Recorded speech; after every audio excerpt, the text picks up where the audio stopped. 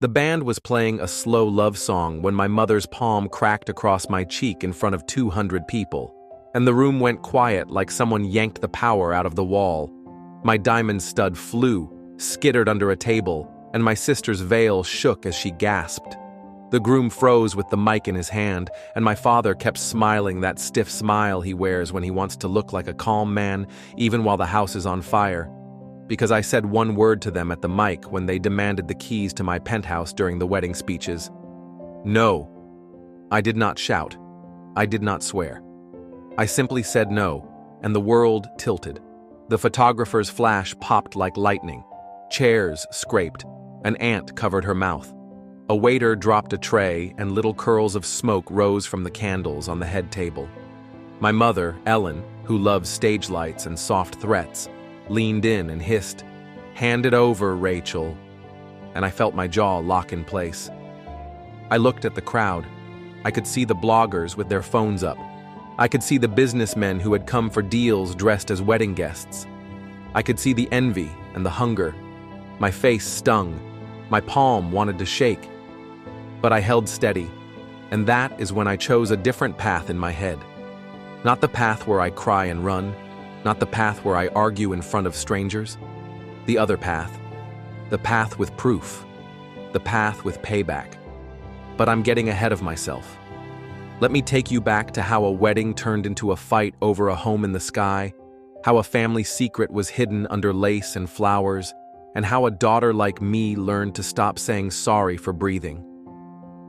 My name is Rachel Cole. I am 32. I design small homes that feel big, clean lines, hidden storage, wide windows. I grew up in a family that loved big talk and small kindness. My father, Bruce, runs a furniture store that looks richer than it is. He dresses in navy suits and calls everyone champ. He taught me how to shake a hand like I mean it, but never asked me how I'm really doing. My mother, Ellen, drinks tea from cups with gold edges and says things like, "We are not like other people," when the bills arrive. She can turn a favor into a debt in less than 5 minutes. My little sister, Paige, is beautiful like a magazine cover, good at charming rooms, and used to getting rescued at the last possible second. We were close when we were kids. We shared a bed when we got scared during storms. We whispered under blankets and dreamed about better days. But grown-up life cut little lines between us that we pretended not to see. 2 months before the wedding, I bought a penthouse. It was not handed to me. I worked for 10 years. I lived small to save big. I picked up side jobs. I designed rentals for cash. I slept on foam mattresses and ate noodles more times than I want to admit.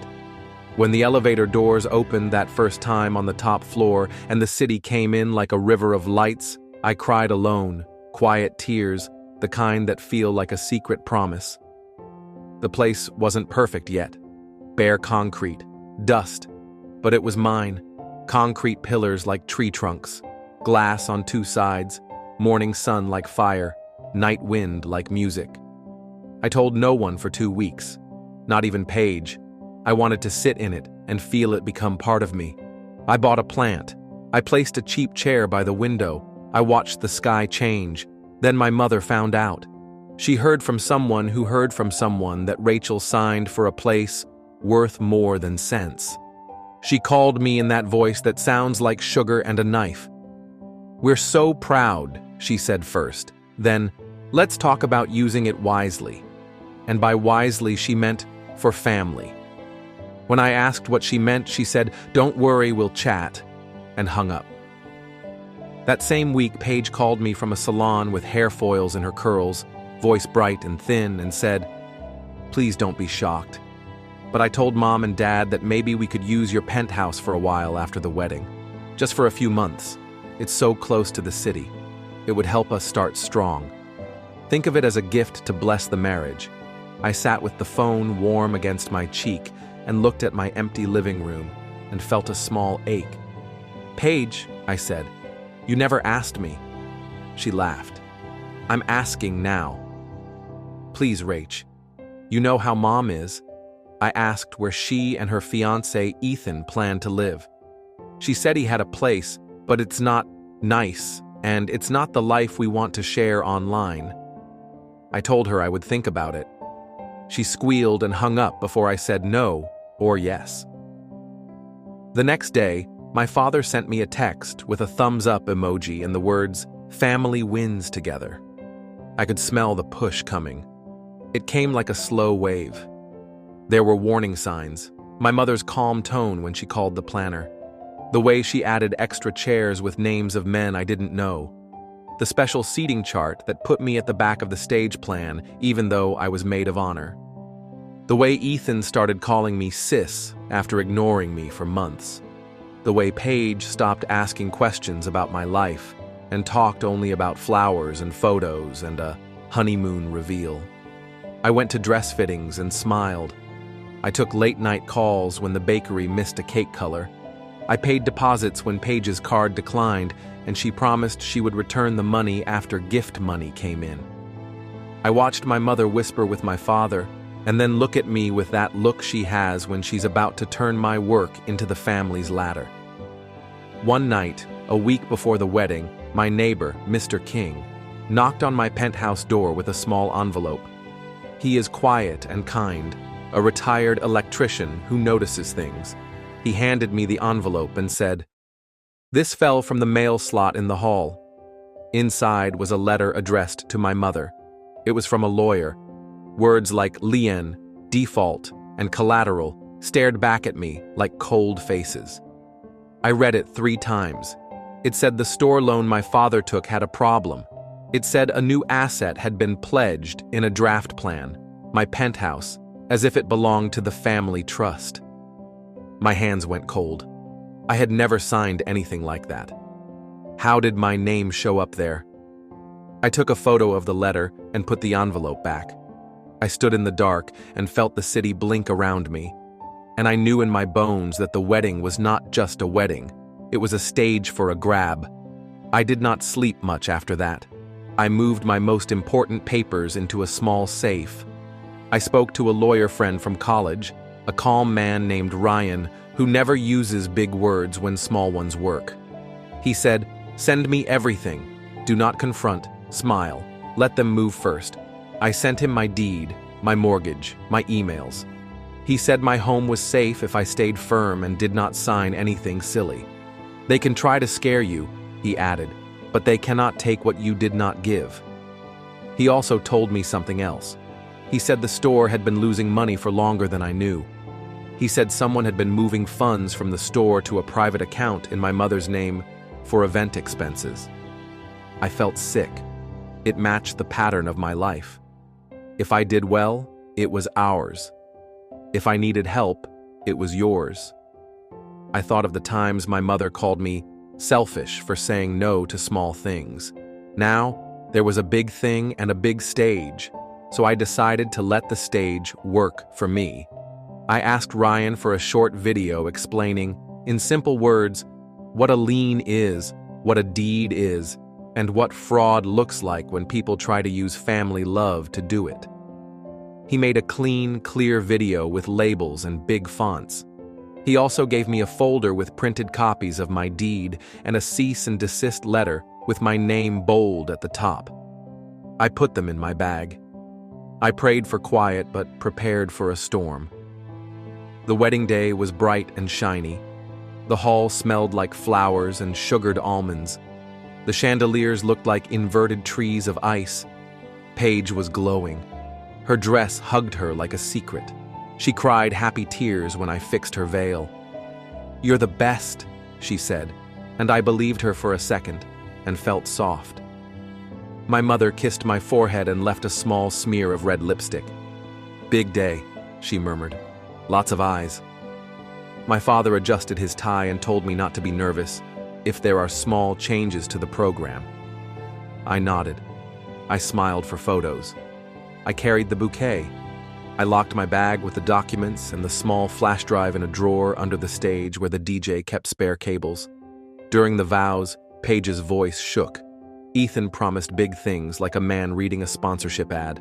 My mother dabbed her eyes and made sure the cameras caught it. In the corner, I saw 2 men in gray suits I didn't recognize. They looked like paper and pens dressed in jackets.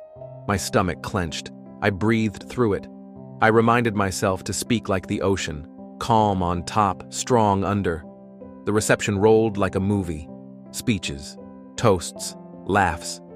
My turn came and I kept it warm and short. People clapped. Then the MC said, "A special surprise from the parents of the bride." And my mother stood with her practiced smile, my father with his arm around her waist.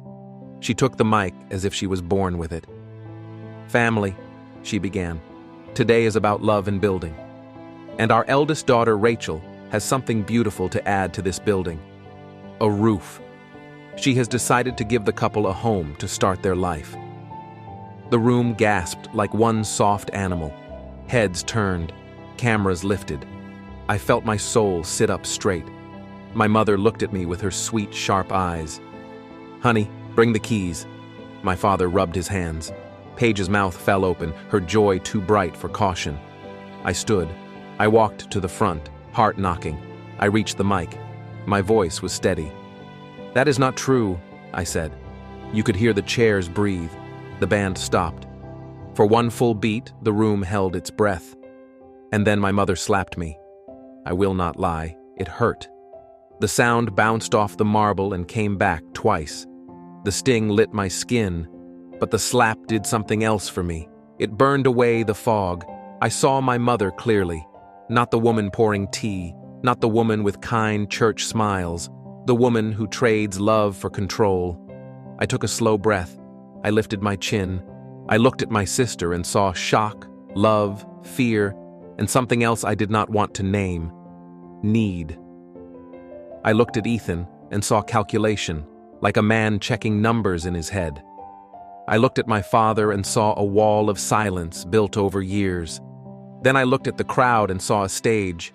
I nodded at the DJ. He knew me from other events and owed me a favor for designing his small studio. He pressed a key. The giant screen behind us lit up. A title slide appeared in clean blue. "What is a home? Who owns it?" My mother's smile twitched. "What is this?" she snapped under her breath. The video started. A clear voice explained deeds and liens. Simple drawings showed how some people try to use pressure to take what is not theirs. My mother hissed like a kettle. "Turn it off!" She waved at someone. The men in gray suits began to move. The crowd leaned in. Phones floated up like tiny moons. I kept my voice calm. "Please watch," I said. "It's short." Paige grabbed my wrist. "Rachel, what are you doing?" she whispered. I looked at her, and all the years of me saying yes to keep peace sat heavy on my tongue. "I'm telling the truth," I said softly. "I will not humiliate you. I will not yell, but I will not be stolen from the video ended with one line. No one can gift what is not theirs." Then a still image filled the screen, a copy of my deed with my name, the date, and the stamp. The room murmured. My father tried to laugh it off. "A little misunderstanding," he said, reaching for the mic. I moved it away. I pulled a small envelope from my bag and slid out 2 papers, the cease and desist letter and a printed email sent from my mother's account to a loan officer, attaching a draft family plan listing my penthouse as collateral with daughter's consent. I had never given consent. I had never seen the draft until Mr. King brought the letter. I held up the paper. My voice did not tremble. "This is a crime," I said, "done in daylight. On a wedding day. Dressed as love." You could hear the air conditioning hum. My mother's face changed. She dropped the smile. Her eyes went flat. "You ungrateful girl," she said, not into the mic, but the room still heard. After everything meant the times I paid quiet bills, the nights I picked up Paige from parties, the years I listened to my father talk about respect while ignoring mine. I looked at Paige again. She was crying now. Mascara made soft lines down her cheek. She took a small step toward me. "Did you know?" I asked. She shook her head hard, curls trembling. "I just wanted a pretty start," she said, voice breaking. I didn't know about the loan. I didn't know about any paper. For a second, I saw the girl under the dress. I believed her. I put a hand on her arm. "Then watch," I said, nodding to the screen again. The DJ cued the second slide. A simple timeline appeared. Store loan dates, transfers to my mother's event account, photos of invoices that made no sense, and the lawyer letter that almost went to the wrong door. The crowd shifted from shock to focus.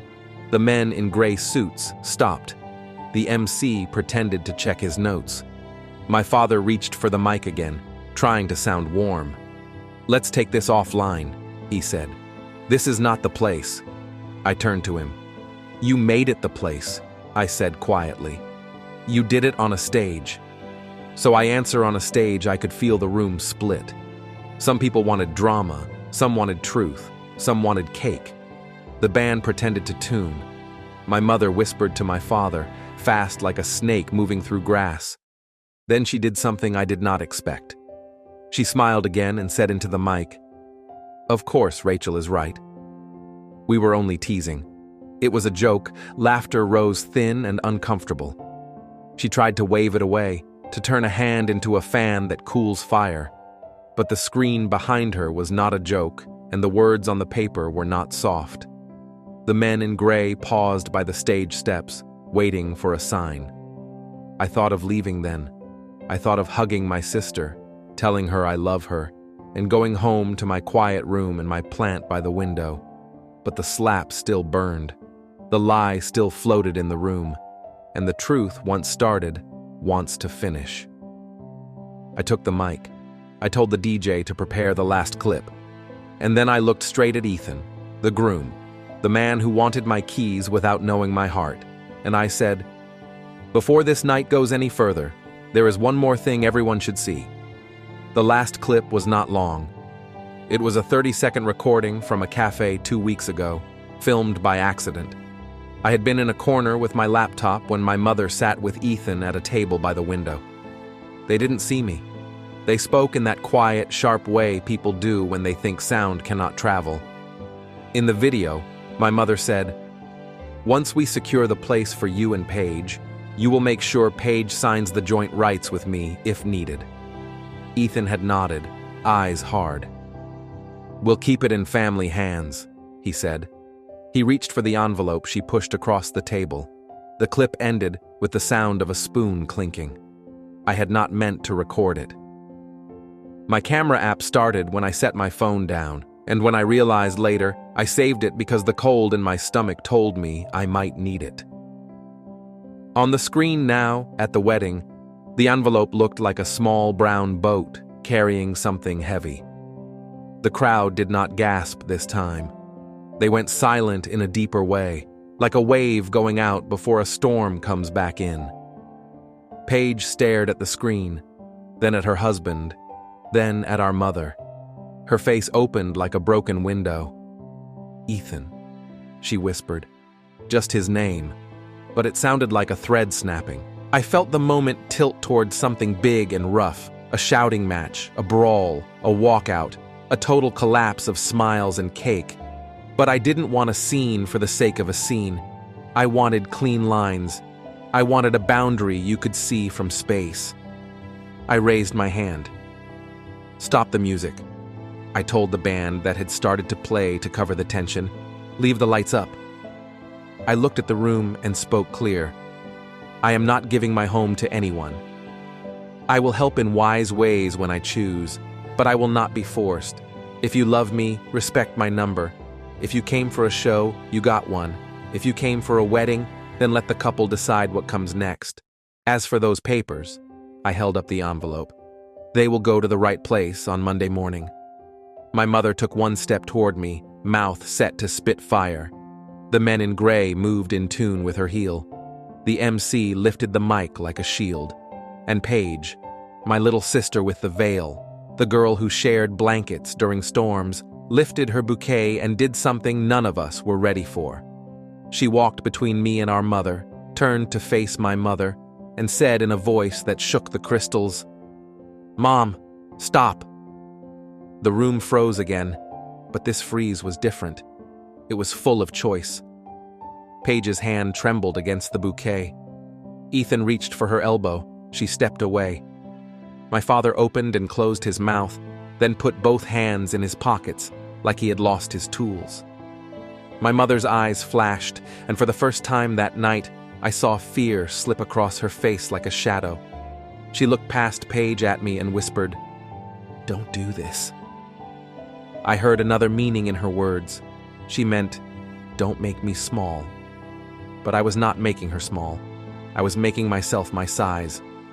I looked at Paige and nodded, a tiny nod we used as kids to say, "I'm here." Then the ballroom doors swung open and a new sound rolled in like a drum. Voices from the hallway, staff calling to each other, and a man's clear tone saying, "Ma'am, you asked for security?" 2 guards stepped inside, scanning faces. The MC lowered his mic, unsure.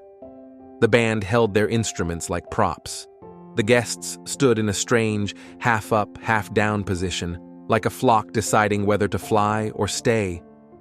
I felt the next move gather in the air like thunder about to break.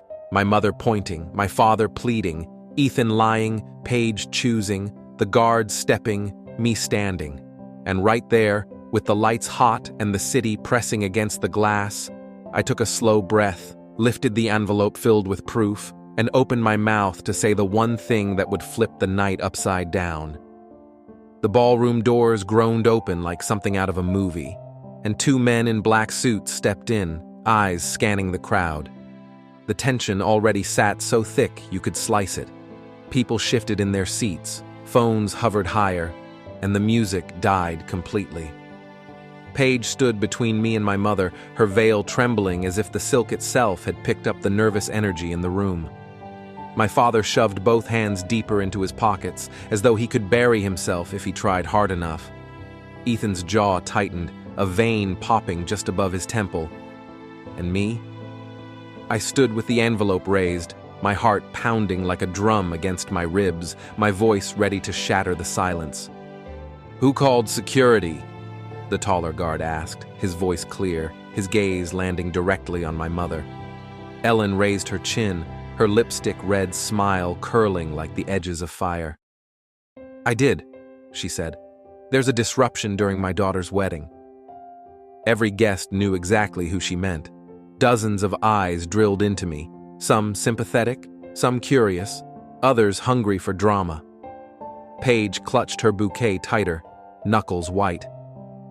"Ma'am," the shorter guard said, stepping closer to me, "if you'll just—" "No," I interrupted, my voice calm but cutting through the air. "I am not the danger here. The danger is lies being dressed up as gifts." I opened the envelope, holding out the papers. "This is proof. Proof that my home was almost stolen under my nose. Proof that my own family tried to trick me into handing over my penthouse like a wedding favor." The taller guard looked uneasy. "Miss, this is a wedding, not a court." "Exactly," I said, my voice steady. "And yet, they chose this place, this stage, to humiliate me into giving up my home. If they turned it into a public matter, then I'll finish it as one." A ripple of gasps went through the crowd.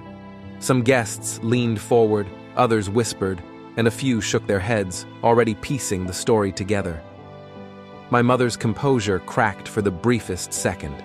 Her lips pressed thin, then, quick as a snap, she barked, "Enough! You're embarrassing your sister, Rachel. Put the papers away." But Paige didn't stay silent. "Mom," she said, her voice breaking, "did you really send emails to banks with Rachel's home listed? Did you really do that?" The hall froze. Paige's question wasn't meant for microphones, but in the hush, everyone heard it. My mother stiffened. "Paige, not now! Answer me!" Paige's voice rose, carrying through the chandeliers. Her eyes shimmered with tears, not the joyful kind this time, but sharp ones, cutting through makeup and mascara. The crowd had shifted sides. No longer were they looking at me as if I'd ruined a party. Now, suspicion danced around Ellen and Bruce like smoke circling a flame. Ethan stepped forward, sliding an arm around Paige's shoulders as if to calm her. Sweetheart, don't let her ruin this. We can deal with Rachel later. She's jealous. She always has been. The words stabbed me in the gut. Not because they were true, they weren't, but because of how easily he slipped them into the air, how confident he sounded while rewriting my entire character in one sentence. I lifted the mic back to my lips. Jealous? My laugh was hollow. Ethan. Jealous of what? A man who conspires with his mother-in-law before he's even signed the marriage certificate? Jealous of a liar? The clip, the video. I still had it cued. The DJ, loyal to the end, tapped a key. The screen flickered back to life. The recording from the cafe rolled again. My mother and Ethan's voices filled the ballroom like ghosts, undeniable, damning. Guests' heads whipped from the screen to Ethan, then to Ellen, then back again. Paige's body went rigid under Ethan's arm. She pulled away violently, bouquet dropping to the floor with a spray of petals. You... Her voice cracked. You plotted this together? Ethan's mask faltered, but only for a heartbeat. Then he straightened, running a hand down his tie. It was just business talk. Your sister is twisting it. She wants to ruin us because she can't stand to see you happy. The way he twisted his words, weaponizing love, it made bile rise in my throat. I could see Paige's heart breaking in real time, her chest heaving, her eyes darting between me, him, and our mother like she didn't know where safe ground even was. Rachel, Paige whispered, her lips trembling. Is it true? I didn't move closer. I didn't soften my tone. You heard it yourself, Paige. I don't need to add anything. Her knees buckled, and she stumbled into a chair. Guests swarmed, murmurs now more like accusations flung across the room. Someone shouted, "Shame!" Another yelled, "What kind of mother does that?" Ellen's face hardened, a storm swirling behind her eyes. She turned on me, voice low, venomous, but the mic picked it up anyway. You think you've won, don't you? You think you're smarter because you brought your little papers and your little videos? You have no idea what you've unleashed. Her threat was ice against my spine. The guards, unsure, looked at each other. The taller one asked, "Do you want us to remove her or not, ma'am?" Ellen snapped her fingers toward me. Yes. They started walking my way. But then, Paige stood again, shaking, voice shrill. "Don't touch her! She's telling the truth." She turned on Ethan, her groom of less than an hour. "And you knew? You let them use me like a pawn?" Ethan's face flushed red. He tried to grab her hand, but she jerked away, stumbling backward into a cluster of bridesmaids. The hall was chaos now. Guests arguing, staff whispering, phones recording every second. The story that would make headlines tomorrow was being born right here, under golden chandeliers and over spilt champagne. My father tried to salvage it. "Everyone, calm down. This is just a misunderstanding. We'll clear it privately," but it was too late. Privately was gone. This was public, viral, permanent. I raised the envelope higher, papers trembling only slightly in my hands. "If anyone doubts me, these documents are real. And copies are with my lawyer already. Nothing disappears." The room roared, half in disbelief, half in approval. And that's when the twist I hadn't planned on came. The shorter guard leaned close to the taller one and muttered something. Then they both approached, not me, but my father. "Sir," one said quietly, "you need to come with us. We've had a report about financial misconduct linked to your business. We've been asked to bring you in for questioning." The air cracked like glass shattering. My father's face drained. "What?" But the guards were firm. "We have instructions. Please cooperate." The guests erupted into gasps, whispers, even laughter from some corners. Cameras flashed brighter than ever. My mother spun, her eyes wide for the first time all night. "Bruce!" she hissed, and Paige, her whole body shook now, betrayal stacked on betrayal. She grabbed my arm, clinging like she was drowning. "Rachel, what's happening? What's happening to our family?"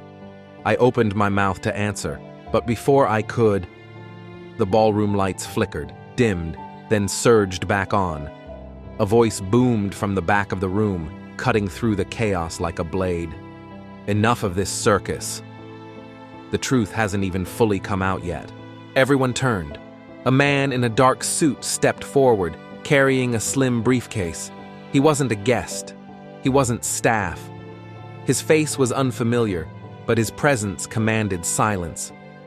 And when he opened his case, pulling out thick folders of papers, my stomach dropped. Because whatever he had, it wasn't mine. It wasn't planned. It was something else entirely. The man with the briefcase didn't rush. His shoes clicked slowly against the marble floor as if he had all the time in the world. The crowd parted for him like a wave, their whispers chasing him forward. The guards froze in place, caught between their duty and this newcomer's authority. My mother's face had gone pale, lips quivering, though she tried to keep them in that sharp lipstick smile. My father's hands shook slightly in his pockets, though he forced a businessman's calm he no longer truly owned. The man stopped at the center of the ballroom, set his briefcase down on the head table, right where the wedding cake towered, and snapped it open. The click echoed across the hall. "My name," he said clearly, "is Daniel Grant. I represent the State Financial Bureau. We've been tracking unusual activity linked to the Cole family for several months now. What I have here," he lifted a stack of files thick as bricks, "are certified documents that go beyond a single penthouse. This isn't about one daughter's property. This is about a trail of debts, false filings, and fraudulent transfers." The air shifted. Guests gasped. Phones tilted closer. Paige's bouquet lay forgotten on the floor, petals crushed under shoes. I gripped the mic tighter. Fraudulent transfers? My voice cracked with disbelief. Daniel nodded once, crisp. "Yes, miss. Cole, including, but not limited to attempts to pledge property not legally available for collateral, your penthouse among them." My mother's voice cut like glass. "This is outrageous. You barge into my daughter's wedding with baseless accusations. Who invited you?" Daniel didn't flinch. "Ma'am, we don't need invitations to investigate financial crime. The timing wasn't ours, it was yours." He gestured to the projector screen behind us, still frozen on the incriminating cafe recording. "You chose to make this public. I'm only here earlier than planned because your daughter Rachel had the courage to expose what was already under review." The crowd erupted again, half in admiration, half in shock. My father finally spoke, his voice rougher than I'd ever heard it. "This is a mistake. A misunderstanding. My accounts are in order." Daniel dropped another folder onto the table. The sound was like a gavel striking. "We traced withdrawals over the last 18 months. Money siphoned from the furniture store into private accounts under your wife's name. Funds labeled as event expenses, matching invoices that don't exist. The amounts equal nearly $500,000. The chandeliers above seemed to sway with the weight of his words.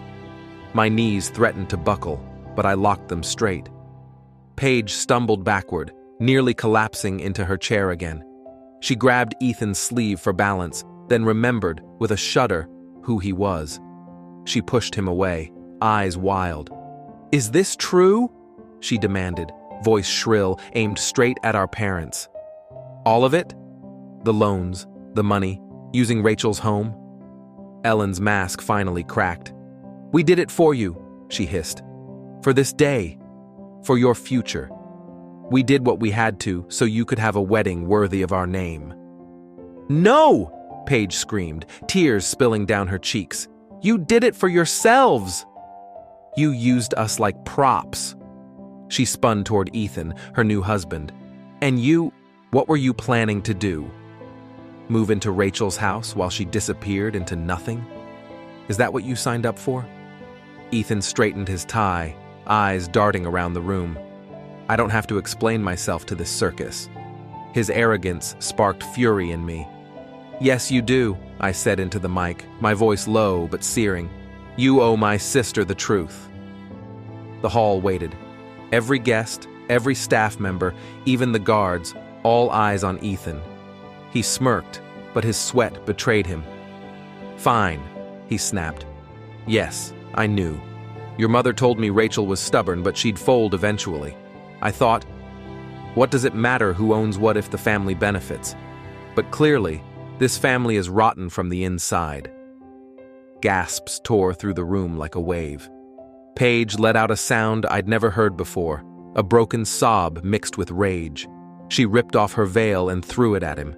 It landed against his chest, then slid to the floor. Get out, she whispered, shaking. Get out of my sight.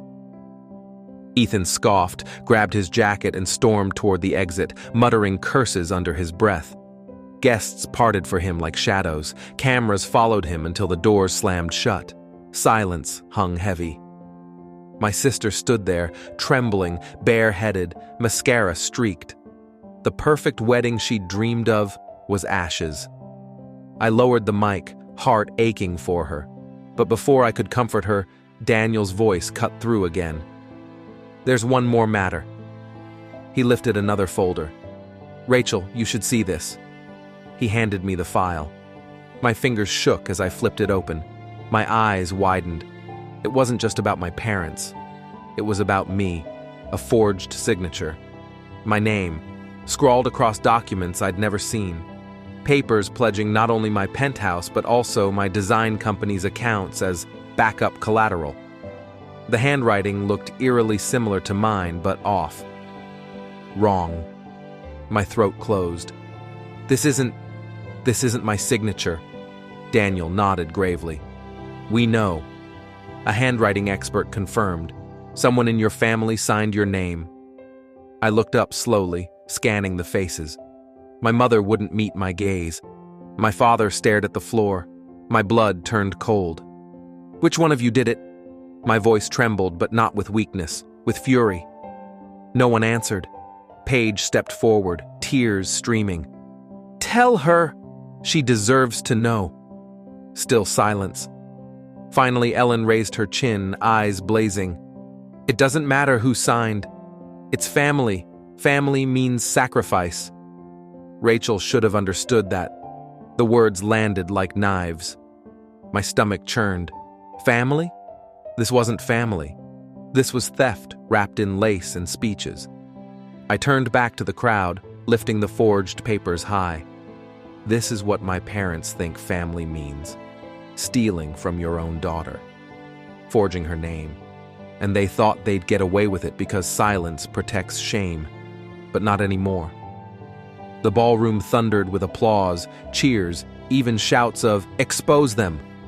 Guests stood, some clapping, some recording, some shaking their heads in disgust. My mother's face twisted, her mask shattered completely. You will regret this, Rachel, she spat. You think strangers clapping will save you? They won't be here tomorrow when you're alone. I stepped closer, my voice steady, my hand trembling only slightly as I held the mic. Maybe I will be alone, but at least I'll be free, and freedom is worth more than any penthouse, any lie, any fake version of family. Her hand twitched, like she might slap me again. But before she could, Paige stepped between us once more, this time firm, her eyes blazing like mine. No, Mom. If you touch her again, you'll lose both of us. The room gasped. For the first time, I saw Ellen falter. Her hand fell. Her eyes darted around, searching for control, but it was gone. The guards finally moved forward. Mr. Cole, Mrs. Cole, you need to come with us. My father's shoulders sagged, his years of pretending collapsing all at once. He allowed himself to be led. Ellen resisted, spitting protests, her heels clicking sharp against the marble, but the guards were firm. As they were escorted out, the crowd erupted, not in cheers, but in the stunned murmur of history being made. Phones flashed, whispers raced, and I stood there, breathing heavy, my papers still in hand. Paige turned to me, her eyes red, her voice hoarse. Rachel, I don't know what to say. I don't even know how to breathe right now. I pulled her into my arms, hugging her tight. You don't have to say anything. Just know this. You're not alone. Not now. Not ever. She clung to me, sobbing into my shoulder. For the first time that night, I let my own tears fall, silent but cleansing. The wedding was ruined. The family's name was shattered. The business would likely collapse. And yet, I felt lighter. The chains of silence had broken. The truth had burned through the lies. Daniel approached once more, his voice gentler now. Rachel, we'll need your cooperation moving forward. But I want to thank you for your courage tonight. You may have just prevented a much larger fraud from succeeding. I nodded, my throat too tight to speak. As the ballroom slowly emptied, guests buzzing, staff clearing broken glasses, Paige clinging to my arm, I knew life would never be the same again. The headlines tomorrow would be merciless. The whispers would follow us for years. But the truth was out, and I was free. And for the first time, I realized, sometimes revenge isn't about hurting back. Sometimes it's about shining a light so bright the lies can't survive. That night, under the glitter of broken chandeliers, I chose light. Subscribe to this channel to support our growth. Comment below. What would you do if your own family tried to steal from you like this?